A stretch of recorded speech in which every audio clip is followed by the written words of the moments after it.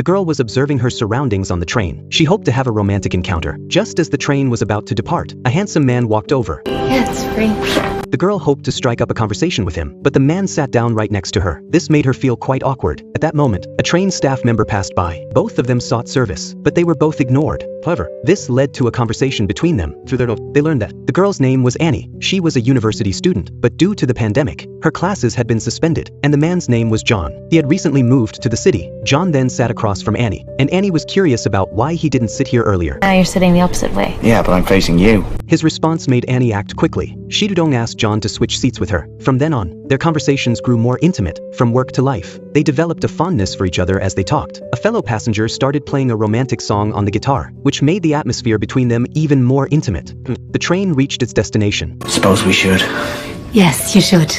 They bid each other a heartfelt goodbye. Bye. So long. Wait! Oh, wait, 583. No. Meet me here on the 28th. I'll be here. You sure you don't want my number? I'm sure. You'll show up.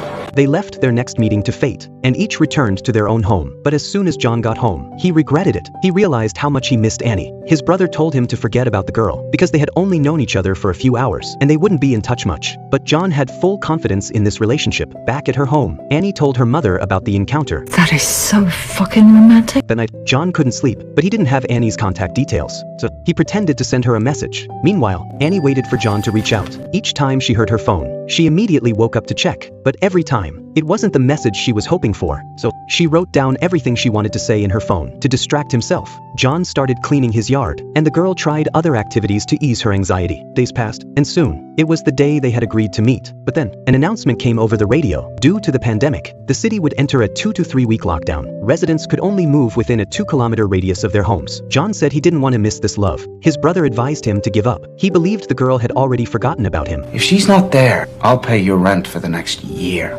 But Annie insisted on going to the train station to meet John, so they both rode their bikes to the station. However, a police officer stopped John on the street. He explained to the officer why he needed to go to the station, but the officer thought it was just an excuse. And if I don't get to see her now, I can't think if I'll ever get to meet her again. I've heard a lot of excuses today, but that really is quite touching. Right? No, it's the most stupid thing I've ever heard. The girl faced the same situation. In the end, they couldn't meet. They both felt deeply disappointed. At that moment, John remembered the girl had received a delivery phone call on the train. Oxman. And this area wasn't too far from him, so he went to the area. He had prepared many things, and he waited there, hoping for a reunion with Annie.